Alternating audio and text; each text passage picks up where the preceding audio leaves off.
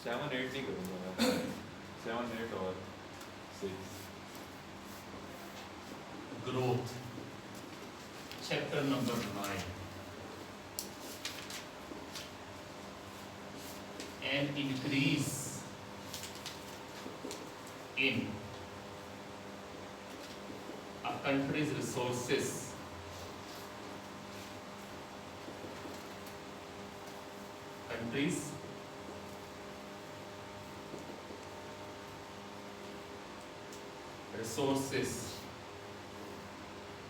over time किसी country के productive resources का वक्त के साथ साथ बढ़ जाना that is called growth. Productive resources किस तरह बढ़ सकते हैं? कोई नए मिनरल्स मिल जाए आपको अंडरग्राउंड, आप रिसोर्सेज का पहले से बेहतर इस्तेमाल शुरू कर दें, लेबर इंक्रीज हो जाए किसी भी वजह से, कैपिटल इंक्रीज हो जाए किसी भी वजह से, प्रोडक्टिव रिसोर्सेज बढ़ेंगे। प्रोडक्टिव रिसोर्सेज बढ़ने का अंडरस्टूड मतलब क्या है? आपकी प्रोडक्शन बढ़ जाएगी, क्योंकि सारी बात है जब मुल्क में रिसोर्स होगा वो फारिग नहीं बैठेगा, कुछ ना कुछ प्रोडक्शन करेगा। तो जब प्रोडक्टिव रिसोर्स बढ़ेंगे मतलब प्रोडक्शन बढ़ेगी। सो वक्त के साथ मुल्क की प्रोडक्शन का, आउटपुट का बढ़ जाना, नेशनल इनकम का बढ़ जाना दैट इज कॉल्ड ग्रोथ। अब ग्रोथ दोनों तरह से इफेक्ट करती है इकोनॉमी को, इसके बेनिफिट्स भी हैं और इसके ड्रॉबैक्स भी हैं। What are the benefits of growth? Growth का फायदा क्या होगा? पहला, रिडक्शन इन अनएम्प्लॉयमेंट। आपके मुल्क में जो बेरोजगारी है वो कम हो जाएगी। रीजन क्या है? जब रिसोर्सेज को प्रोडक्शन के अंदर लगाएंगे ऑटोमेटिकली लोगों को जॉब्स मिलना शुरू होंगी, क्योंकि जब भी प्रोडक्शन इंक्रीज करनी होगी आपको लेबर तो हर सूरत एम्प्लॉय करनी पड़ेगी, चाहे आप ऑटोमेशन की तरफ क्यों ना चले जाए। सो अनएम्प्लॉयमेंट कम होगी। दूसरा, इंक्रीज इन पर्सनल इनकम्स। लोगों की पर्सनल इनकम्स इंक्रीज करेगी। क्यों? जब जॉब मिलेगी तो सारी बात है सैलरीज मिलेगी, बेनिफिट्स मिलेंगे, सो लोगों की पर्सनल इनकम इंक्रीज करेगी। जब पर्सनल इनकम इंक्रीज करेगी, हाई स्टैंडर्ड ऑफ लिविंग, लोगों का मेयार जिंदगी बेहतर बनेगा। स्टैंडर्ड ऑफ लिविंग का मतलब है आपको अपनी फैमिली के लिए कितनी सहूलतें अवेलेबल हैं, अपनी फैमिली के लिए कितनी गुड्स और सर्विसेज आप परचेज कर सकते हैं, that is called standard of living, मेयार जिंदगी। सर ये ऑटोमेशन जो होती है बढ़ेगी तो अनएम्प्लॉयमेंट ज़्यादा नहीं होगी? नहीं, ऑटोमेशन के साथ कई नई जॉब्स क्रिएट होती हैं। सबसे पहले उस मशीन को ऑपरेट करने वाले, उस ऑपरेशन की ट्रेनिंग देने वाले, उसकी रिपेयर मेंटेनेंस वाले, उसके पार्ट सप्लाई करने वाले। कंप्यूटर के आने से अनएम्प्लॉयमेंट बढ़नी चाहिए थी, मोबाइल के आने से, लेकिन अनएम्प्लॉयमेंट उल्टा कम हुई है। क्यों? कंप्यूटर को रिपेयर करने वाले, सेल करने वाले, सेकंड हैंड एक्सचेंज वाले, एक्सेसरी सेल करने वाले, इसके सॉफ्टवेयर इंस्टॉल करने वाले, और फिर इसके साथ जुड़ के ऑनलाइन बैंकिंग और ऑनलाइन बिजनेसेस। सो उल्टा काम बढ़ गया है। कंप्यूटर से जब इंटरनेट अटैच हुआ तो इसने एम्प्लॉयमेंट को बढ़ाया है, कम नहीं किया। बहुत से लोग ऐसे भी करते हैं, 4-5 हज़ार का सामान लिया, गले में लटकाया और मोबाइल एक्सेसरीज बेचना शुरू। कुछ 4-5 हज़ार के सामान से 500-600 कमा लेते थे। फिर फिस्कल बेनिफिट्स, सादा लफ्जों में टैक्स कलेक्शन। जब आपकी इकोनॉमी ग्रो करेगी, प्रोडक्शन बढ़ेगी, ऑटोमेटिकली गवर्नमेंट को टैक्स कलेक्शन भी ज्यादा हो।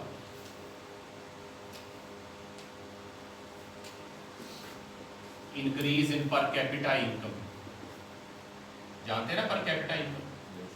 नेशनल इनकम को डिवाइड कर लें पॉपुलेशन पे तो पर कैपिटा इनकम आएगी। जब नेशनल इनकम बढ़ेगी, पॉपुलेशन नियरली वहीं पे है, तो आपकी पर कैपिटा इनकम इंक्रीज कर जाएगी। सॉरी, पर कैपिटा पाकिस्तान की यार एग्जैक्ट में इल्म नहीं है, लेकिन मेरे ख्याल से कोई $3500 के करीब है। होती पर ही है, पर कैपिटा होती पर ही है। जब भी मुल्क का हिसाब लगाते हैं या मैक्रो की बात करते हैं तो मैक्रो में होता ही काम एटलीस्ट एनुअली है। हायर इन्वेस्टमेंट, जब आपके बिजनेसमैन देखेंगे कि इकोनॉमी ग्रो कर रही है, हमारे लोगों को एम्प्लॉयमेंट मिल रही है, तो लोग ये पैसा आएगा तो वो अपनी फैमिलीज के लिए ज़्यादा गुड्स और सर्विसेज खरीदेंगे, एग्रीगेट डिमांड बढ़ेगी। डिमांड के बढ़ने से क्या होगा, आपके इन्वेस्टर्स ज़्यादा इन्वेस्ट करेंगे, लालच में आके चीज़ों की डिमांड बढ़ रही है, हम भी प्रोडक्शन करें, हमें भी गेन मिले।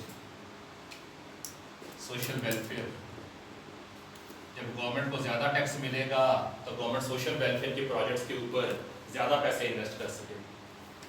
बाहर के मुल्कों में इवन आप ये एयर एम्बुलेंस है, ये हेलीकॉप्टर पे रेस्क्यू है, वो फ्री है। रीज़न क्या है, टैक्स कलेक्शन हाई है। बाहर के मुल्कों में ट्रांसप्लांट फ्री है लोगों के लिए। इवन जिन मुल्कों की आबादी कम हो रही है बढ़ने की बजाय, वो इवन आपको बेबी ओन करने पे भी पे करते हैं कि आप इस वजह से फैमिली साइज छोटा ना रखेंगे, आपकी अर्निंग कम है, स्टेट रिस्पॉन्सिबल है बच्चों के लिए, तो सोशल वेलफेयर के ऊपर ज़्यादा लगा सकेंगे पैसे। तो ये कुछ मेजर बेनिफिट्स हैं आपके ग्रोथ के। लेकिन खाली फायदे नहीं है ग्रोथ के, नुकसान भी है। Drawbacks, disadvantages. सबसे पहला, इंक्रीज्ड वर्किंग आवर्स। एक वक्त था कि सिर्फ पैसे से नापते थे ग्रोथ को या खुशहाली को, अब कहते हैं खाली पैसा इंपॉर्टेंट नहीं है, ये भी देखिए आपके पास अपने लिए वक्त कितना बचता है। That is welfare economics. France का था लेबर का मिनिस्टर, उसने कहा था कि अगर हमने वाकई ग्रो किया है, हमारे पास अपनी ज़ात के लिए ज़्यादा टाइम बचना चाहिए। उसने 8 घंटे से कम करके शिफ्ट 7 घंटे की कर दी। उन्होंने कहा फर्दर रिड्यूस करेंगे इसको ताकि अपने लिए ज़्यादा टाइम बचे, अगर वाकई ग्रो किया हमने तो। लेकिन हो सकता है ग्रोथ इस वजह से आ रही हो कि आपके लोग ज़्यादा जॉब्स कर रहे हैं, वर्किंग आवर कम होने की जगह उल्टा पड़ गए हैं। बाहर के मुल्कों में देखें, यूरोप में नॉर्मली लोग 1.5 जॉब करते हैं, एक जॉब फुल टाइम, एक जॉब पार्ट टाइम। रीज़न क्या है, सिंगल जॉब में उनके नहीं एक्सपेंसेस पूरे होते या वो स्टैंडर्ड मेंटेन नहीं होता जो उन्होंने अपने लिए सेट कर रखा है। दूसरा,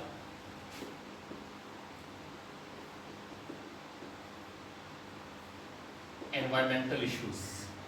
ग्रोथ आएगी, फैक्ट्री इंस्टॉल होंगी, ट्रांसपोर्ट बढ़ेगी, अल्टीमेट इम्पैक्ट आपके एनवायरनमेंट के ऊपर है, माहौल खराब होगा। Noise pollution, air pollution, water pollution, soil pollution, so हर तरह की जो पोल्यूशन है वो क्रिएट होगा। फिर इन्फ्लेशन, महंगाई, increase in price level.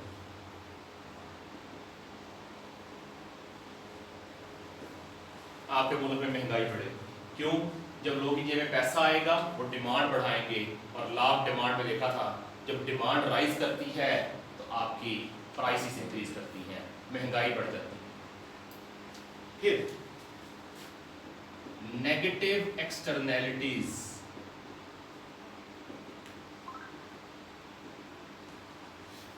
Externality किसी ऐसे काम को कहते हैं, किसी ऐसे इफेक्ट को कहते हैं जो उस काम की वजह से हुआ है जो आपने नहीं किया। That is called externality. लोगों को ग्रोथ हो रही है, लोगों को एम्प्लॉयमेंट मिल रही है, इनकम बढ़ रही है। इनकम बढ़ेगी तो क्या होगा, लोग डिमांड करेंगे, चीज़ें ज़्यादा खरीदेंगे। जब डिमांड बढ़ेगी तो डिमांड के राइज होने से प्राइस बढ़ जाती है। एक्सटर्नैलिटी, ऐसा इफेक्ट किसी ऐसे काम की वजह से जो आपने नहीं किया, असर आप पे हो रहा है, काम आपने नहीं किया। एक्सटर्नैलिटी दोनों तरह की होती हैं, पॉजिटिव भी होती है। एक इलाके में फैक्ट्री लग गई, पॉजिटिव इफेक्ट क्या है, मसलन एक इलाके से मोटरवे गुजर गई या सी पैक गुजर रहा है, पॉजिटिव इफेक्ट क्या है, जमीन महंगी हो जाएगी, लैंड प्राइस बढ़ गई, job opportunities, even business opportunities कि उस हाईवे या मोटरवे के किनारे आप कोई भी बिजनेस खोल सकते हैं अपना। तो ये पॉजिटिव एक्सटर्नैलिटीज हैं। नेगेटिव क्या है, पोल्यूशन, एनवायरमेंटल इफेक्ट और फिर हैजर्ड, जहाँ इन्वेस्टमेंट होती है, इंडस्ट्रियल जोन बनता है, साथ हैजर्ड का खतरा भी आता है, हादसे का, जैसे बिलोत में हुआ।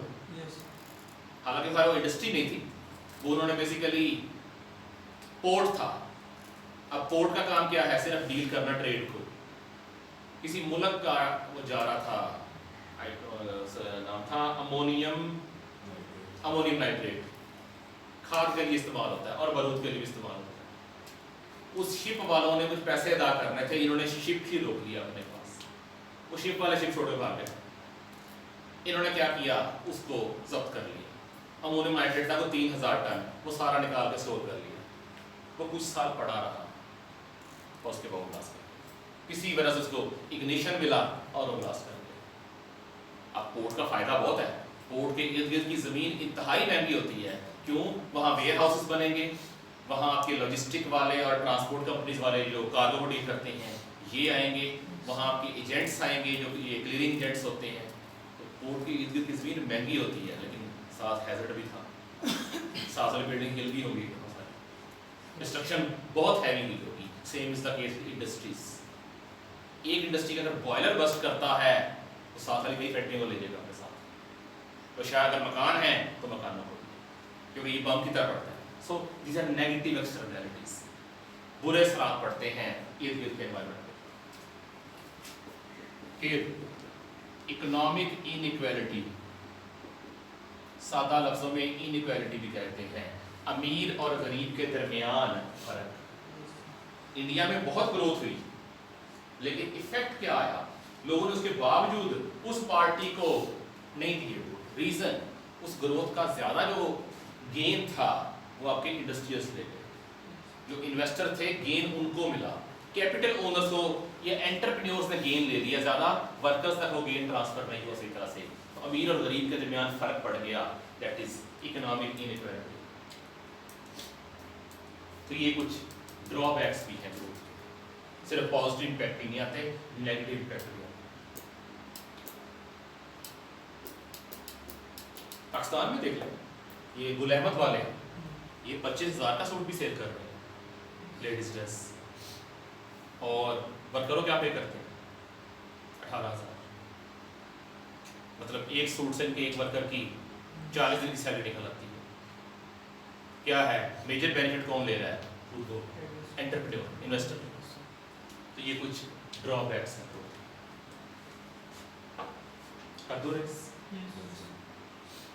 चलिए बात में करते हैं, ग्रोथ होती कैसे है? ग्रोथ होती है वक्त के साथ साथ, ये एक एक्सप्लोजन टाइप का काम नहीं है। ग्राफ बनाना जी, एकदम नहीं होती, ग्रोथ का प्रोसेस ग्रेजुअल होता है।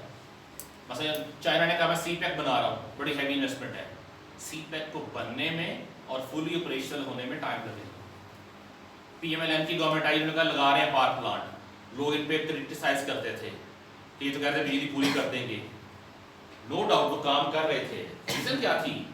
इन्वेस्टमेंट होने में, पावर प्लांट इंस्टॉल होने में और प्रोडक्शन देने में टाइम इन्वॉल्व होता है। Same is the case with growth. Growth एकदम नहीं आती, एक टाइम के साथ साथ होती है। अब आइडियल कंडीशन क्या है? इकोनॉमी ऐसे चलती है वक्त के साथ साथ, एक ही स्पीड पे, एक मखसूस रेट पे, 6%, 7%, 5%, बड़ा अच्छा ग्रोथ रेट है इकोनॉमी जी। नहीं, बेस्ट तो ये कि हाँ चलता रहे, ऐसे चेंज आए ही ना सिरे से, लेकिन ऐसा होता नहीं है। जिस तरह हम गाड़ी चलाते हैं, अगर मोटरवे में भी ट्रेवल करें तो मोटरवे में भी स्पीड सेम नहीं रहती। एवरेज आप अचीव कर सकते हैं 110, 115 तक की, लेकिन 120 की भी अचीव कर लेते हैं, बट आप 30 पे भी ट्रेवल करते हैं और आप 130 पे भी ट्रेवल करते हैं। Same is the case with economy. Economy कभी इस तरह से मूव नहीं करती। ये ग्राफ है इसका इकोनॉमी का। हाँ, आइडियल कंडीशन कि आइडियल कंडीशन ये है इकोनॉमी इस तरह से मूव करे, लेकिन इकोनॉमी इस तरह मूव करती नहीं। इधर आ गया टाइम, इधर growth, positive, negative. Negative growth का मतलब क्या है? प्रोडक्शन बढ़ने की जगह उल्टा कम हो जाए। ये पीटी गवर्नमेंट में लोग करते हैं क्रिटिसाइज कि प्रोडक्शन नेगेटिव है, गलत है। प्रोडक्शन तो नेगेटिव हो ही नहीं सकती। कह रहे हैं ग्रोथ नेगेटिव है, वो भी गलत है। ग्रोथ भी नेगेटिव नहीं है, सिर्फ क्या पहले रेट था 6%, अब आ गया 1.7%। बढ़ रहे हैं, स्पीड कम हो गई है। Whatever are the reasons।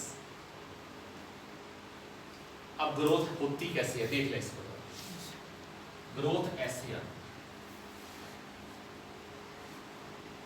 Economy wave की तरह मूव करती है, कभी ऊपर और कभी बिल्कुल नीचे। जब इकोनॉमी टॉप पे होगी, इसे कहते हैं पीक, एक और नाम भी है पीक बूम प्रॉस्पेरिटी,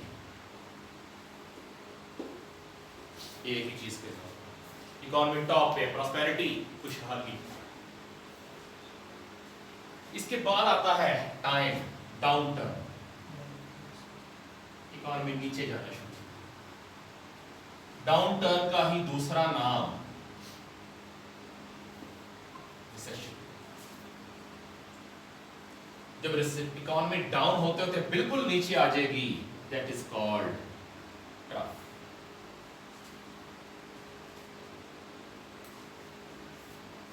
और फिर स्टार्ट होगी रिकवरी, और रिकवरी के बाद फिर अगला एंड सो ऑन। इसे हम कहते हैं इकोनॉमिक साइकिल।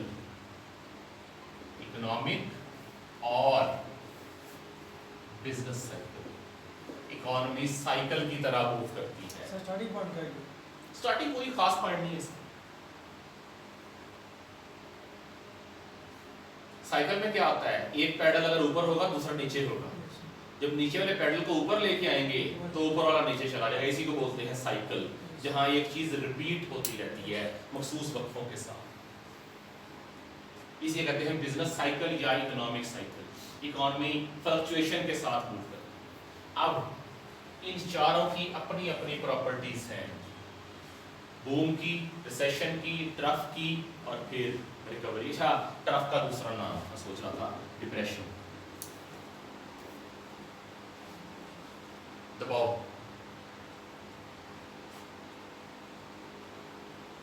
सर अभी हमारी इकोनॉमी रिसेशन में है, राइट। लाइट से रिसेशन में है, हैवी रिसेशन नहीं है। नहीं अल्हम्दुलिल्लाह। वैसे याद आती सबके अपने अपने कैरेक्टरिस्टिक्स हैं। पहले बूम को देखिए। बूम, कुछ चीजें हाईएस्ट पे होंगी, कुछ चीजें लोएस्ट पे होंगी। नोट करना है। हाँ हाँ, ये करना है। बेसिकली मैं लिख रहा हूँ पॉइंट वाइज, आप लिखेंगे पैराग्राफ वाइज एग्जाम में से। जो मैं पॉइंट पे लिखूंगा ना, आप उसे पैराग्राफ की फॉर्म में लिखेंगे, सेंटेंस बना के। मसलन लोएस्ट पे क्या होगा, अनएम्प्लॉयमेंट। मुल्क में बेरोजगारी कम तरीन सतह पे होगी। वजह क्या है, सारी फैक्ट्रियां चल रही, नई इन्वेस्टमेंट हो रही है, अनएम्प्लॉयमेंट लोएस्ट रेट के ऊपर। हाँ, मतलब फीचर इसके कि इस दौरान क्या हो रहा होगा, बूम के दिनों में सूरत हाल कैसी होगी आपके मुल्क की। तो ये साइकिल पूरे मुल्क का होगा या एक स्टेट? पूरे मुल्क का, समटाइम पूरे रीजन का, समटाइम पूरी दुनिया का। क्योंकि दुनिया पूरी लिंक्ड है आपस में, साइकिल एक जगह स्टे नहीं करता कि पूरी दुनिया में जाता है। कराची की जो हालत है जी, कराची की जो हालत है तो इससे इसका मुल्क के ऊपर खास इफेक्ट नहीं है। तो क्या होगा, इंडस्ट्री स्टेट 200-300 अरब का रेवेन्यू कम मिल जाएगा गवर्नमेंट को, इतनी प्रोडक्शन कम हो जाएगी, मुल्क को कोई फर्क नहीं पड़ता है। पाकिस्तान का जीडीपी तकरीबन 40,000 अरब का है, फर्क नहीं पड़ता 200-300 से, 500 से, कोई फर्क नहीं पड़ता। इंडिविजुअल को फर्क पड़ता है, मुल्क को फर्क नहीं पड़ता। बस अनएम्प्लॉयमेंट लोएस्ट पे, इंटरेस्ट रेट्स लोएस्ट पे। बैंक जनरसली कर्जे दे रहे होते हैं। रीजन क्या है, कर्जे लेने वाले बहुत होते हैं और सेविंग करने वाले भी बहुत होते हैं। हाईएस्ट पे क्या होगा, सबसे पहले एम्प्लॉयमेंट, लोगों को जॉब्स बहुत मिल रही है पीक के लिए। सर बूम लोएस्ट पे हाईएस्ट पे, बूम तो वैसे मतलब इस बूम के दौरान क्या चीज़ लोएस्ट पे होगी, क्या अनएम्प्लॉयमेंट मसलन आप अपनी फैमिली में बहुत अच्छे स्टेटस पे अल्लाह करे पहुंच गए हैं, आपकी ज़िंदगी में कुछ चीज़ें बहुत अच्छी, बहुत हाईएस्ट लेवल पे होंगी और कुछ चीज़ें बहुत लोएस्ट लेवल पे होंगी। मिजरीज बहुत कम होंगी, थ्रेट्स बहुत कम होंगी, गेन्स ज़्यादा, एम्प्लॉयमेंट अपॉर्चुनिटीज ज़्यादा। सो ये है बेसिकली कैरेक्टरिस्टिक्स। सो एम्प्लॉयमेंट हाईएस्ट पे होगी, आपके मुल्क का आउटपुट हाईएस्ट पे होगा। वैसे ही पेन हो रहा है। चेस्ट पेन से वैसे लगा, आउटपुट हाईएस्ट पे होगा। पर्सनल इनकम्स हाईएस्ट पे होगी। जब पर्सनल इनकम्स हाईएस्ट के ऊपर होंगी तो ऑटोमेटिकली आपके मुल्क की एग्रीगेट डिमांड होती है आपके पूरी इकोनॉमी के अंदर कितनी चीज़ें बिक रही हैं, चीज़ें और सर्विसेज, एग्रीगेट डिमांड भी हाईएस्ट पे होगी। जब एग्रीगेट डिमांड हाईएस्ट पे होगी तो प्राइसेस भी हाईएस्ट पे होंगी। जब प्राइसेस हाईएस्ट पे होंगी तो आपके बिजनेस प्रॉफिट्स वो भी हाईएस्ट पे होंगे। जब प्रॉफिट्स हाईएस्ट पे होंगे तो आपके बिजनेसेस इन्वेस्ट भी ज़्यादा करेंगे, इन्वेस्टमेंट भी हाईएस्ट पे।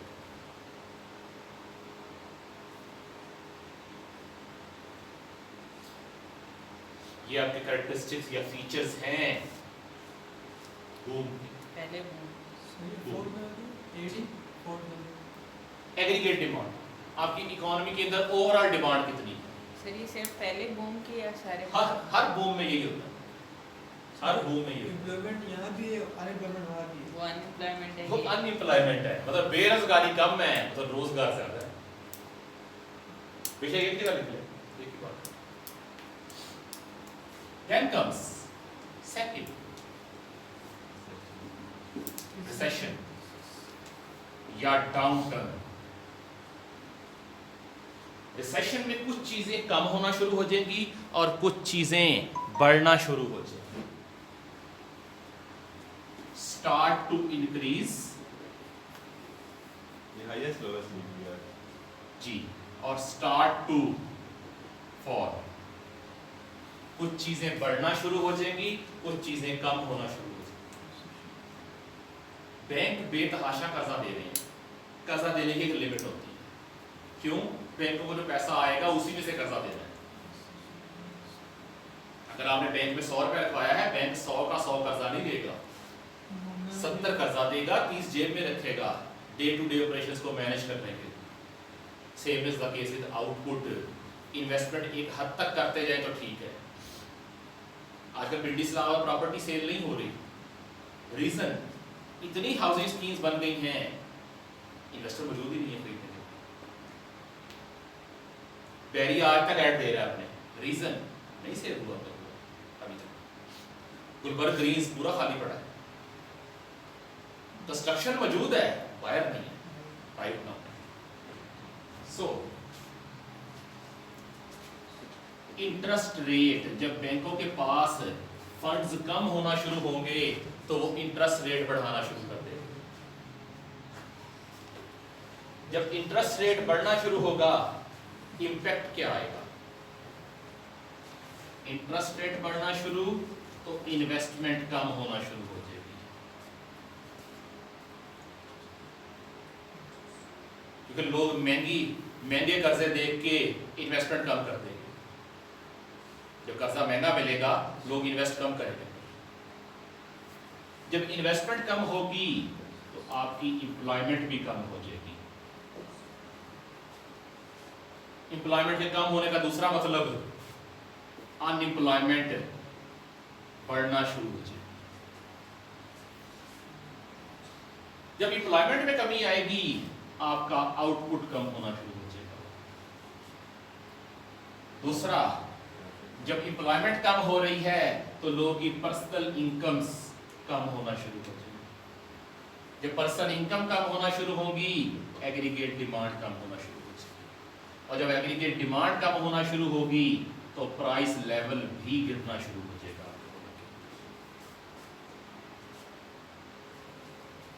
आजकल प्राइस लेवल, आजकल एग्रीगेट डिमांड का इफेक्ट आया है चिकन इंडस्ट्री पे, पोल्ट्री इंडस्ट्री पे। चिकन की प्राइसेस नियरली हाफ पे आ गई हैं। रीजन क्या है? डिमांड है ही नहीं। पहले ईद गुजरी है और कोरोना की वजह से मैरिज सीजन स्टार्ट नहीं हो सका, तो चिकन की डिमांड है ही नहीं। चिकन हाफ से भी नीचे आ गया।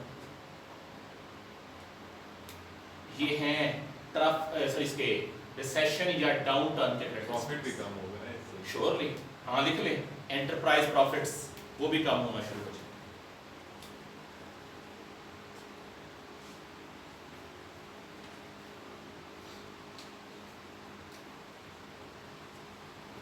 Then comes डिप्रेशन, इकोनॉमी की सबसे बुरी हालत। सर एग्रीगेट डिमांड पूरे मुल्क की होती है। जी पूरे मुल्क की एग्रीगेट डिमांड होती पूरे मुल्क की है। हम मैक्रो की बात कर रहे हैं, हम पूरे मुल्क की बात करें। मैक्रो में इंडिविजुअल का नुकसान ही कोई नहीं है।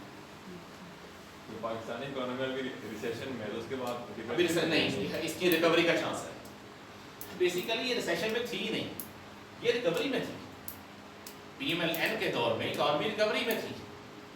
ये नई गवर्नमेंट आई, एक तो कुछ इनको कर्जे वगैरह वापस करने पड़े, दूसरा शायद ये लोग ना तजर्बाकार थे, चला नहीं पाए, ऊपर से कोरोना आ गया, इकोनॉमी को शट डाउन करना पड़ा एक तरह से। उसका इफेक्ट क्या है? इकोनॉमी दोबारा रिकवरी से डाउन करने चलेगी। अब ये दोबारा इंशाल्लाह रिकवरी में ही जाएगी। ये बिल्कुल ऐसे है जैसे एक बंदा माइल्ड सा बीमार हो और ठीक होते होते फिर हल्का बीमारी हल्का जोर पकड़ ले, दोबारा रिकवरी ही ज्यादा होती है। हमारी इकोनॉमी रिकवरी की तरफ है फिलहाल। डिप्रेशन आया है इकोनॉमी में। हाँ 2006-07 में आया था। पाकिस्तानी हाँ वर्ल्ड वाइड था, हमारे ऊपर तो कम आया था, पूरी दुनिया में बहुत ज़्यादा था ये, स्पेशली यूएसए में। यूएसए में ऑन एवरेज हर हफ्ते 2 बैंक डिफॉल्ट कर रहे थे। डिप्रेशन था। अभी एक अमेरिकन एयरलाइन ने कहा, जैसे यूनाइटेड एयरलाइंस ने, कि अगर अमेरिकन गवर्नमेंट ने हमें स्पॉन्सर ना किया, बेल आउट ना किया, हम 2100 एम्प्लॉइज फारिग कर देंगे, which is 35% of the staff. Corona, reason corona. क्यों? एयरलाइन का सिर्फ एक खर्चा बंद हुआ था, जहाज़ों के फ्यूल का, बाकी सारे खर्चे अपनी जगह पे थे। जहां जहाज पार्क करते हैं उसका किराया देना पड़ता है एयरपोर्ट का, सिविल एविएशन को, पायलट्स की सैलरी, स्टाफ की सैलरीज जा रही हैं, रेवेन्यू सारे बंद हो गए। गवर्नमेंट की होती है किसी और की एयरपोर्ट की जगह गवर्नमेंट की होती है, सिविल एविएशन हर मुल्क की अपनी होती है। अगर पीआईए का जहाज भी खड़ा है ना तो वो भी किराया देगा, गवर्नमेंट को पे करेगा, सिविल एविएशन को देगा। जो हेड सिविल एविएशन एक अलग इदारा है, जिसने भी जहाज खड़ा करना है किराया देगा उसको। पीआईए का मुनाफा अलग है, सिविल एविएशन का अलग है, सारे इदारे अलग अलग हैं। एक सरकारी इदारे का बंदा गवर्नमेंट के जॉब से जा रहा है, मोटर यूज करेगा, टोल देगा, पता लगे किसने क्या कमाया। What about depression? कुछ चीजें हाईएस्ट पे, कुछ चीजें लोएस्ट पे। हाईएस्ट पे इंटरेस्ट रेट्स, कर्जे इंतहाई महंगे। दूसरा अनएम्प्लॉयमेंट हाईएस्ट पे।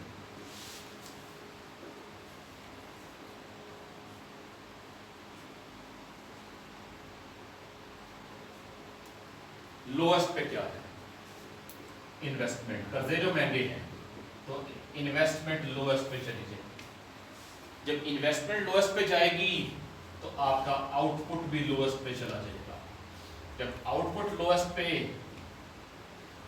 तो पर्सनल इनकम्स भी लोएस्ट पे। क्यों? अनएम्प्लॉयमेंट बहुत ज्यादा है। जब पर्सनल इनकम्स लोएस्ट पे जाएगी तो एग्रीगेट डिमांड लोएस्ट पे चली जाएगी। एग्रीगेट डिमांड के लोएस्ट जाने पे प्राइसेस कम होना शुरू हो जाएंगे। तो क्या प्राइसेस को ना ही तो प्राइसेस स्टिकी होती हैं, डाउनवर्ड नीचे नहीं जाती। दोनों मतलब सेम ही हैं? डिप्रेशन में वो दूसरा सेम ही आ रहा है। वहाँ स्टार्टिंग थी, यहाँ एंड पे पहुँच गए, अपनी हद पे पहुँच गए।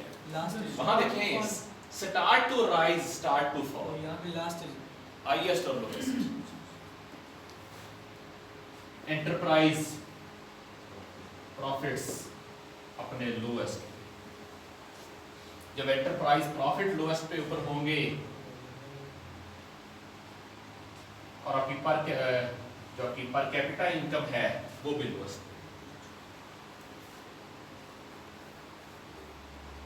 अब यहाँ मेनली आपकी गवर्नमेंट को इंटरवेन करना पड़ता है, फिर गवर्नमेंट इंटरफियर करती है इकोनॉमी के अंदर। किस तरह से? गवर्नमेंट कभी भी डायरेक्टली किसी की जेब में पैसे नहीं डालती। ये कोरोना के केस में किया है तमाम मुल्कों में, दुनिया के तमाम मुल्कों में, कि गवर्नमेंट ने डायरेक्ट लोगों की जेबों में पैसे डाले हैं।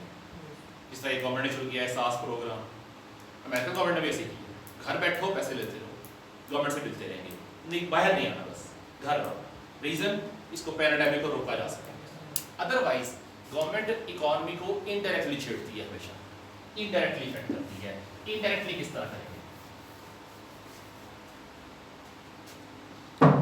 सर ये एक ही सवाल चल रहा है, हाँ, ये लॉन्ग है।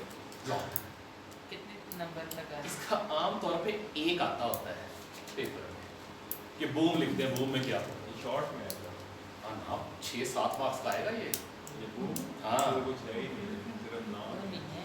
मैंने कहा ना, आप इसको पैराग्राफ के फॉर्म में लिखिए। पॉइंट्स देके लिखेंगे, पूरा स्टेटमेंट लिख हाँ, लिख सकते हैं, इजीली लिख सकते हैं। आप आज घर जाकर पढ़िएगा ना इसको, इसी पे तो बुक पढ़ो, बुक रीडिंग को लिखना सिखाएगी।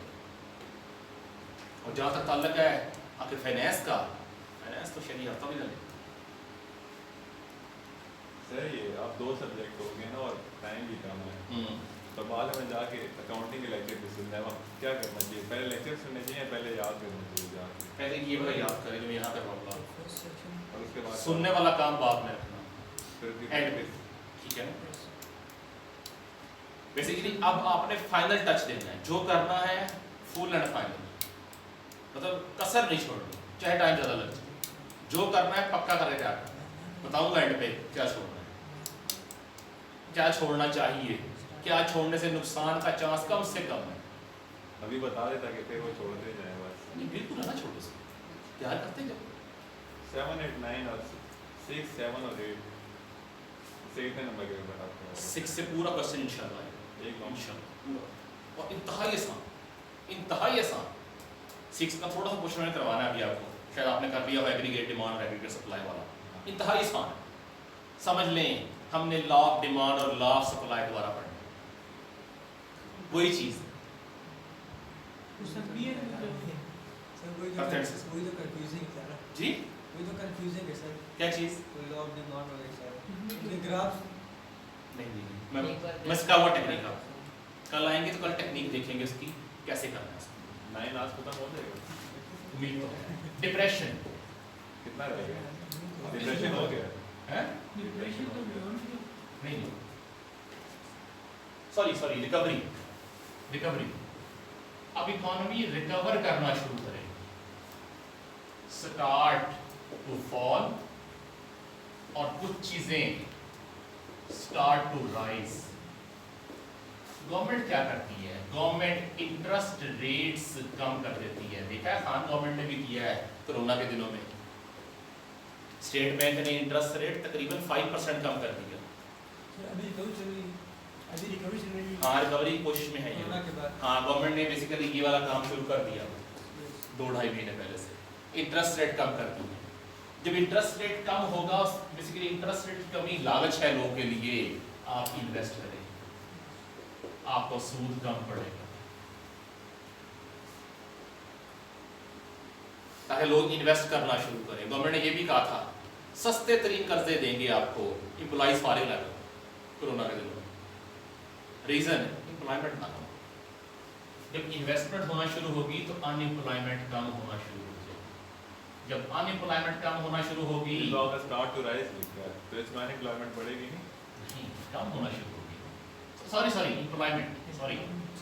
एम्प्लॉयमेंट बढ़ना शुरू होगी और आउटपुट भी बढ़ना शुरू हो जाएगा। जब आउटपुट बढ़ना शुरू होगा, लोगों को एम्प्लॉयमेंट मिलेगी, तो पर्सनल इनकम्स ग्रो करना शुरू कर देंगे। पर्सनल इनकम्स के ग्रो करने से लोग चीज़ें खरीदेंगे ज़्यादा, एग्रीगेट डिमांड बढ़ेगी। एग्रीगेट डिमांड के बढ़ने से प्रॉफिट्स ऊपर जाना शुरू होंगे और प्राइसेस भी ऊपर जाना शुरू हो ये जाएंगे। सब तो एक ही चीज़ है जो यहाँ पे लिख पा रहे हैं। हाँ, बेसिकली उलट है उससे। जो चीज़ एक जगह पे डाउन है दूसरी में अप है, और इसी का नाम है ना इकोनॉमी, इसी का नाम है साइकिल। साइकिल में हमारा पैडल चेंज तो नहीं होता, वही रहता है, सिर्फ अप डाउन मूव करता है। Same is the case with economy, चीजें वही हैं।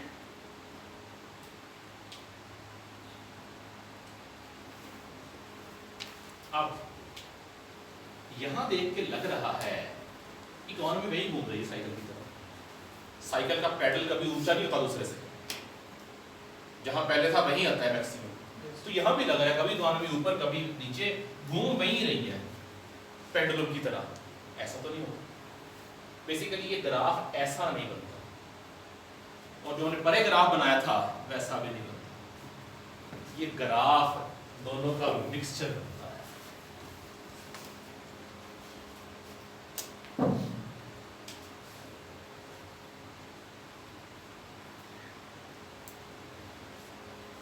हर बूम पिछले बूम से ऊपर, हर रिसेशन पिछले रिसेशन से ऊंचा।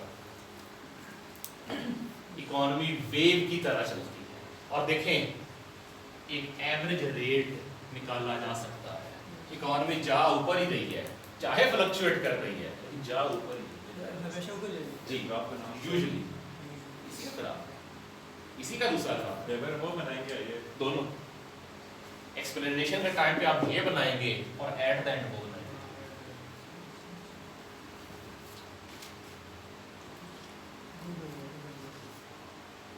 ये कैसे बनेगा?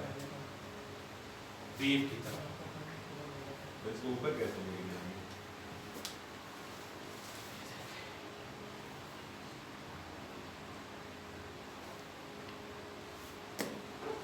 ना समझ आए तो लाइन पहले लगा ले।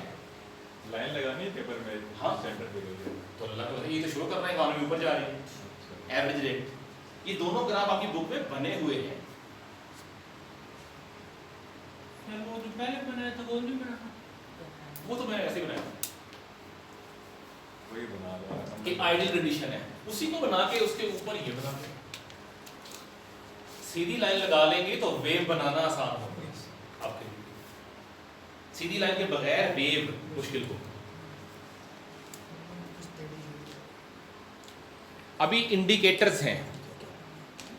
बिजनेसमैन अंदाज़ा लगाते हैं कि इकोनॉमी फ़िलहाल कहाँ है, इसी तरह आपके जो इकोनॉमिस्ट हैं वो भी अंदाज़ा लगाते हैं इकोनॉमी कहाँ है और ये कहाँ जाएगी। So, ये ऐप भी होते हैं इसमें, प्ले स्टोर में ऐप होते हैं कि इन्वेस्ट करो, इंडिकेट करो कि ग्राफ ऊपर जा रहा है नीचे जा रहा है। वही। तो कुछ बेसिकली वेरिएबल्स होते हैं जो बताते हैं इकोनॉमी के मुतालिक कि इकोनॉमी ऊपर जाएगी या नीचे जाएगी या अपनी जगह पे स्टेबल रहेगी। These are called macro economic indicators. जिस तरह लिटमस टेस्ट करते हैं एसिड और बेस चेक करने के लिए, अल्कलाइनिटी चेक करने के लिए, एसिडिटी और अल्कलाइनिटी के लिए, इस तरह इकोनॉमी के भी टेस्ट, हमारी बीमारियों के टेस्ट होते हैं, सेहत किस तरफ जा रही है। Same is the case with economy. Economy के भी इंडिकेटर्स होते हैं, टेस्ट होते हैं, वो लगा के चेक करते हैं इकोनॉमी कहाँ जा रही है। देखते हैं आपको भी।